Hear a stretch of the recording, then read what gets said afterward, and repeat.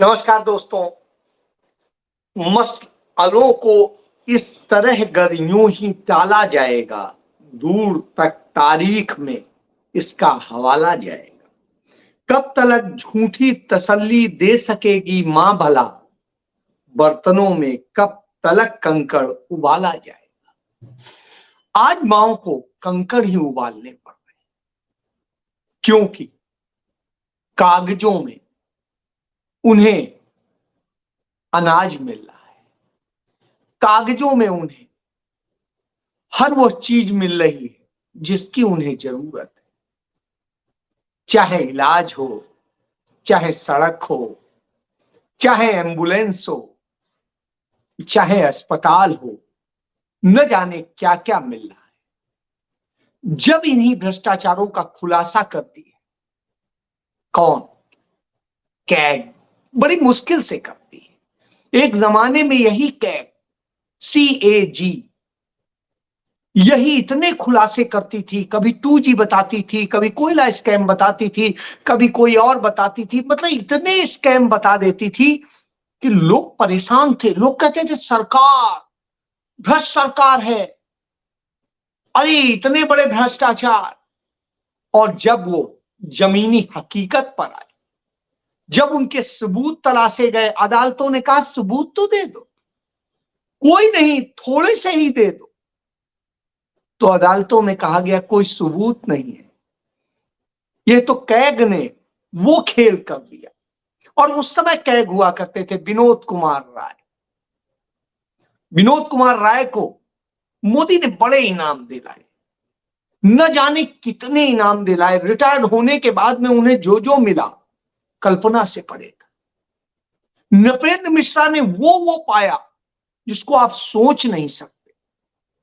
प्रधानमंत्री जैसे आते हैं, उनकी कलम से पहला आदेश नृपेंद्र मिश्रा को अपने प्रमुख सचिव के पद पर होता है, क्योंकि वो कांग्रेस सरकार में मलाई खाते हुए ट्राई के चीफ बने हुए थे और उन्होंने 2G स्कैम की एक नींव रख दी। कैग बने हुए थे विनोद राय, उन्होंने उसको एक कागजों में रूप दे दिया। लेकिन मौजूदा दौर में कोई अफसर बड़ी मुश्किल से यह बात कह पाता है कि भ्रष्टाचार, और वो सारे जब सबूत जुटा लेता है तब भी कहने की हिम्मत नहीं करता है, इतनी मुश्किलों से कहता है। लेकिन अब क्या करे, जहां पर कोई चारा ही नहीं रह जाता वहां पर वो कहना ही उसे पड़ता है। तो ऐसे ही कैग ने पिछले दिनों में आपको याद होगा, नरेंद्र मोदी सरकार के 8 बड़े घोटाले गिनाए। आयुष्मान घोटाला, नेशनल रोड इंफ्रास्ट्रक्चर का जो है द्वारका एक्सप्रेसवे का घोटाला, जो 1400% बढ़ोतरी कर दी साहब, काहे में? लागत में। दुनिया की कोई एजेंसी उसको जस्टिफाई नहीं कर सकती है इस तरह से लूट की। इसी तरीके से बहुत सारे घोटालों का उसने खुलासा। इतने घोटाले जब सामने आ गए, खाद्य घोटाला और न जाने क्या क्या, तो अब करें क्या? जवाब तो थे नहीं।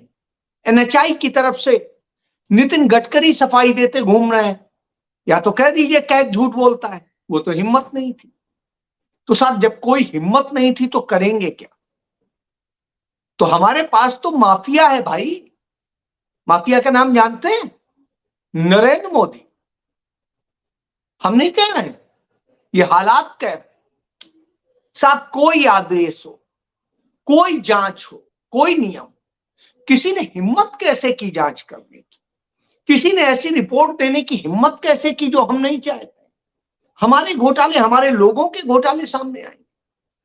सड़कें बनवा रहे हैं हम, बड़ा महान कार्य कर रहे हैं, लेकिन ये नहीं बता रहे हैं कि वो लूट की सड़कें, ऐसी सड़कें हैं जिनमें उसकी लागत और सब चीजों का जो सामंजस्य है वो बिठाने के बावजूद प्रति किलोमीटर ₹2.5 से लेकर के ₹4 प्रति किलोमीटर वसूला जा रहा है।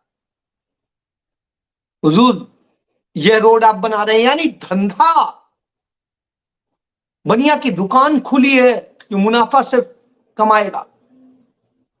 तो यह स्थिति है। बनिया का मतलब जात से मत ले लीजिएगा। तो साहब इस तरह से हुआ। इसके बाद में आप देखिए इसी तरीके से कमोबेश हम तो 81 करोड़ लोगों को रोटी खिला रहे हैं। तो साहब रोटी खिलाने के नाम पर कितना बड़ा आप घोटाला कर रहे हैं। जो एजेंसियां सप्लाई करने का काम कर रही हैं, 5 किलो अनाज के बूते आप बार बार दुहाई देते हैं, यहां से लेके दुनिया भर में अपने लिए तालियां बजवाते हैं इस नाम पर। और वास्तव में क्या है, जो खाद्य सुरक्षा कानून राहुल गांधी के प्रयासों से, श्रीमती सोनिया गांधी के प्रयासों से मनमोहन सिंह सरकार लेकर के आई थी, उसके तहत यह दिया जाता है। और उस कानून में जो प्रावधान है वो है कि हर व्यक्ति को कैसे भूख से न मरने दिया जाए, इसको सुनिश्चित करना है। उसके तहत आपको देना है और अपनी जेब से नहीं देना। एफसीआई में जमा जो हमारे आपके सबके टैक्स का पैसा होता है, उससे जो आता है उससे मदद करनी। लेकिन उस मदद को आप एहसान बताते हैं और एहसान बता के उस नाम पर आप वोट मांगते हैं। और जब वोट बैंक बनाते हैं तो सवाल उठता है कि वास्तव में आप क्या दे रहे हैं। कुछ जगह दे रहे हैं और कुछ जगह वो राशन की तमाम सारी दुकानों से बनियों के बड़े गोदामों में पहुंच रहा है। यह खुलासा हुआ कि आयुष्मान योजना के नाम पे जो आप 5 लाख रुपए तक के इलाज की बात करते हैं, कांग्रेस पार्टी की सरकार में तो राजस्थान 25 लाख रुपए का इलाज देती है और कहती है सिर्फ सरकारी अस्पताल नहीं, राजस्थान के किसी अस्पताल में आप इलाज कराइए, 25 लाख रुपए तक के इलाज का खर्चा कांग्रेस की सरकार, गहलोत की सरकार उठाएगी। वह भी कोई अपनी जेब से नहीं देते हैं, लेकिन एक बेहतर मैनेजमेंट करते हैं, सोशल सिक्योरिटी देने की बात करते हैं। तो साहब एहसान नहीं है, लेकिन आप अपने आप को एहसान जताते हैं। और उसके बाद क्या होता है, एक ही नंबर पर 10 लाख, एक मोबाइल नंबर पे 10 लाख लोगों को कंपनसेशन दिया जा रहा है। मरे हुए लोगों को कंपनसेशन दिया जा रहा है कि साहब मरे लोगों का इलाज चल रहा है, इलाज चल रहा है, 1-2 दिन नहीं, महीनों। गजब की स्थिति है। तो ये घोटालों की फहरिस्त इतनी लंबी, और यदि जिन घोटालों को कैग ने या किसी ने रिपोर्ट नहीं किया, क्योंकि उन्हें रिपोर्ट नहीं करने दिया गया, कानून में कर दिया कि साहब उसकी कोई जांच ही नहीं होगी, तो वो राफेल जैसे भी घोटाले और तमाम सारे रक्षा खरीद घोटाले, इसके अलावा पेगासस समेत जाने क्या क्या आपने किया, उसके लिए पैसा कहां से आया। सब चोरी का पैसा था, इधर उधर का पैसा। आपने चुनावी बांड का जिस तरीके से पूरा घोटाला किया है वह भी सामने है। लेकिन चलिए हम इन सब को छोड़ रहे हैं, ये तो होते ही रहते हैं। घोटाले करना नरेंद्र मोदी सरकार की कोई नई आदत नहीं। जितने पुल बने हैं आप देख लीजिए, कोई साल भर में दरक गया, कोई 4 दिन में दरक गया, कोई 2 साल में दरक गया। और उम्र बता के जो पैसा लिया गया, वो कहा गया कि साहब इसकी उम्र 40 साल है, इसकी उम्र 20 साल है, इसकी उम्र इतने साल। और यह स्थिति नहीं। आपने देखा ही, द्वारका एक्सप्रेसवे एक नहीं है, बुंदेलखंड एक्सप्रेसवे में आपने देखा प्रधानमंत्री उद्घाटन करके आते हैं, 5वें दिन लुट जाता है हम सबके सामने। पूर्वांचल एक्सप्रेसवे हो और जितने कुछ हो, हर जगह जिस तरीके से लूट है, जिस तरीके से तमाम खेल चल रहे हैं, सब चल रहे हैं हमारे सबके सामने। हमें आज भी याद है जब नोएडा को से किस तरीके से दिल्ली से मेरठ को जोड़ने के लिए एक छोटा सा पैच बना था। वो पैच बना था उन दिनों में यूपी में ही था, और उस समय उस पर नरेंद्र मोदी पैदल चल के इस तरह से फोटो खिंचाते हैं, और फिर होता क्या है, बारिश होती है उसी में वो डूब जाता है। ये स्थिति है। कश्मीर चले जाइए, श्यामा प्रसाद मुखर्जी के नाम पे एक टनल बनाई है, उस टनल से 22 किलोमीटर की दूरी तय करने में मुझे पूरे 6.5 घंटे लगे। आप कल्पना करिए किस तरह की स्थिति बनाई है और किस तरह के रोड है, उसमें टोल वसूला जा रहा। लेकिन ये हालात कर दिए। साहब, आपने जो ये हाल किए हैं, ये एक जगह नहीं किए। आप हिमाचल भी चले जाइएगा, वहां भी देख लीजिए। मनमोहन सिंह सरकार ने चंडीगढ़ से शिमला तक की रोड को बिल्कुल स्मूथली बनाने के लिए 4 लेन और सब कुछ करने का किया था। उस पे काम शुरू हो गया और नरेंद्र मोदी सरकार आज तक उसे पूरा नहीं कर पाई और स्थिति है भयंकर जाम लगता है और दुर्दशा का कारण। आप याद करिए, टॉय ट्रेन जो चलती है शिमला तक, हेरिटेज है, उस ट्रेन का एक पैच टूटा और आज तक चल नहीं पाया है। तो यह नरेंद्र मोदी की सरकार है। क्यों? क्योंकि कमीशन, साहब, 50% कमीशन सिर्फ कर्नाटक में या मध्य प्रदेश में नहीं है।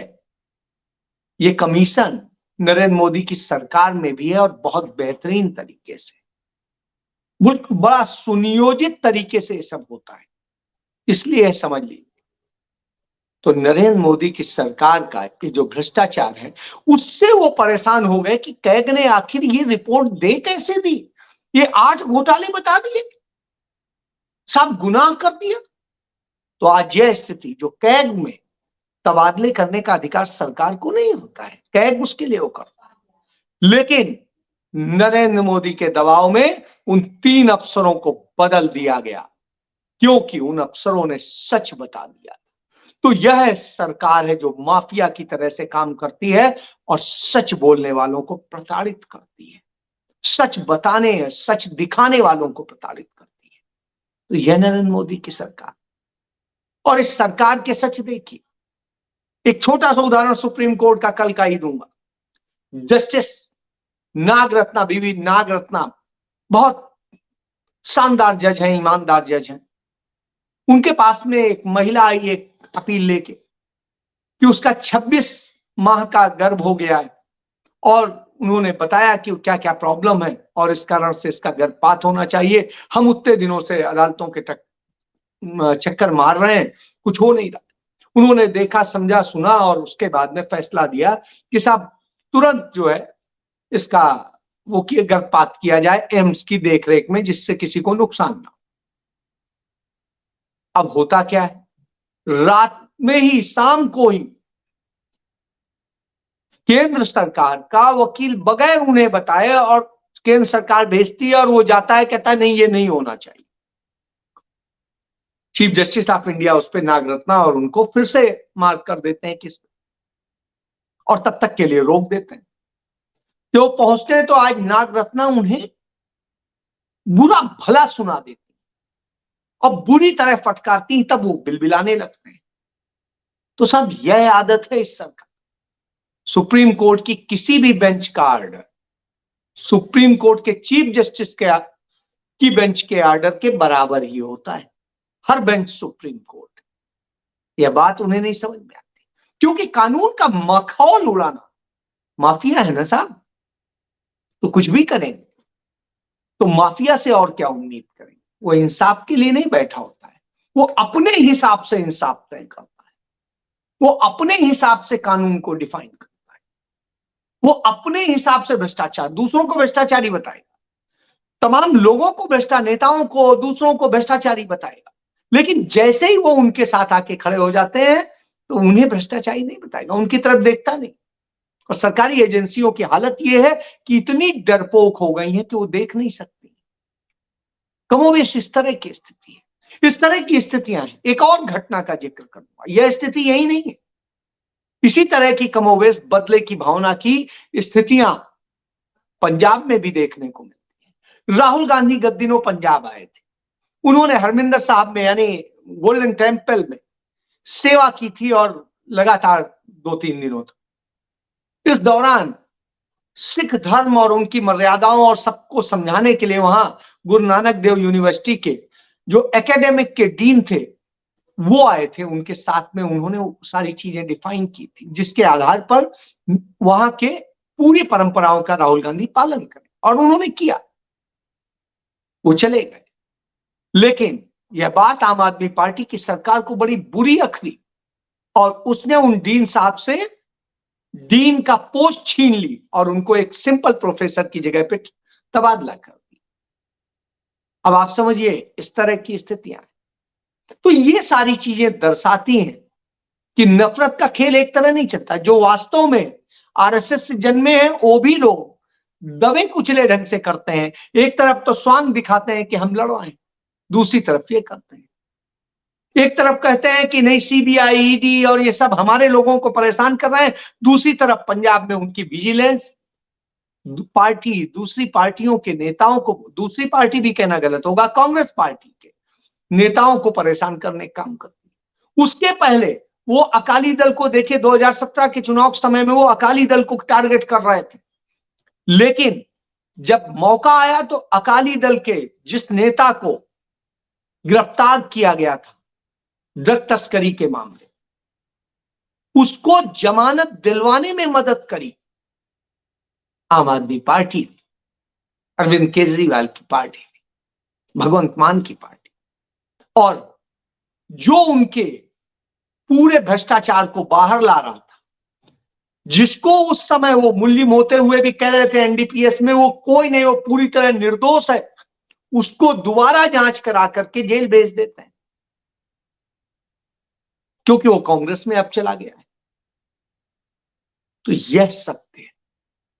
तो नरेंद्र मोदी का जो माफिज्म है, वो माफिज्म इस देश पर भारी पड़ रहा है, इस देश के ईमानदार लोगों पर भारी पड़ रहा है। इसी स्थिति में, इन्हीं कारणों से राहुल गांधी की आज आवश्यकता प्रतीत होती है पूरे देश को, हम सबको।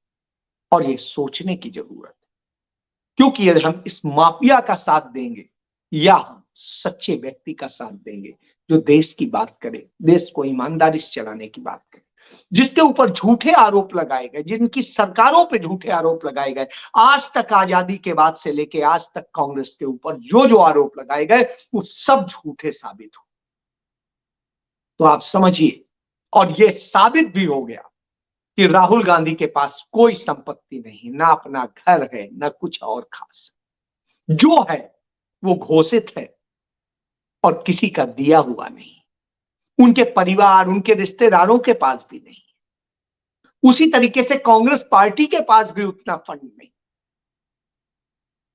जो चंद दिनों से, चंद सालों से सत्ता में है, वो कैसे लूट रहे हैं, कैसे अमीर हो रहे हैं। चाहे आम आदमी पार्टी को देख लीजिए, चाहे भारतीय जनता पार्टी को देख लीजिए, आपके सामने। तो फैसला आपको करना है कि आपको असली ईमानदार के साथ जाना है या ये बनावटी जो भ्रष्टाचार में अकंठ डूबे हुए उनके साथ जाना है। फैसला आपका। जय।